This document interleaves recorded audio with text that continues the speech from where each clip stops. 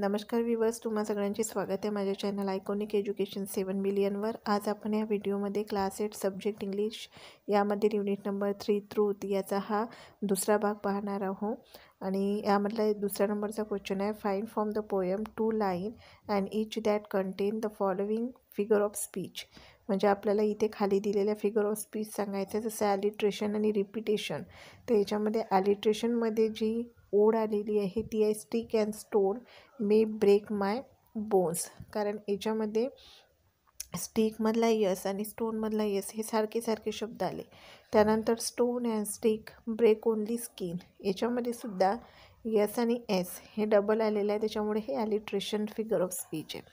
त्याच्यानंतरचा रिपिटेशनसाठी जी आलेली आहे ती फिगर ऑफ स्पीच आहे, stick and stone break my bones, stone and stick break my skin. म्हणजे याच्यामध्ये स्टिक आणि स्टोन हे शब्द पुन्हा रिपीट आलेले।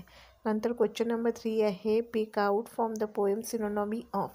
खाली दिलेले काही शब्द आहे त्याचे आपल्याला समानार्थी शब्द लिहायचे। जसं पहिला शब्द आहे इंजुरी, याचा समानार्थी शब्द होईल CUT कट। त्यानंतर दुसरा शब्द आहे डेलिकेट, याचा समानार्थी शब्द टेंडर होईल, ॲगचा पेन होईल। त्याच्यानंतर एम्ब्रासचा होईल मॉटिफाय आणि कटचा होईल हेल्प। त्यानंतरचा क्वेश्चन नंबर 3B आहे, pick out from the poem the antonymy. आपल्याला ते इथे विरुद्धार्थी शब्द लिहायचे, ज्यापैकी पहिला शब्द आहे फॉरगेट, ज्याचा विरुद्धार्थी शब्द होईल रिमेंबर। नंतर फ्लॅट किंवा स्ट्रेट, याचा होईल कट। नंतर आहे मेक, याचा अपोजिट शब्द होईल ब्रेक। राईटचा होईल फॉल आणि आउटसाईडचा होईल इनसाईड। तर अशा पद्धतीने आपण या व्हिडिओचा सेकंड भाग इथे बघितलेला आहे। या आधीचा फर्स्ट आणि थर्ड पार्ट मी एंड स्क्रीनला दिलेला आहे, तिथून तुम्ही तो व्हिडिओ पाहून घ्या। आणि व्हिडिओ आवडल्यास प्लीज व्हिडिओला लाईक शेअर सबस्क्राईब करा।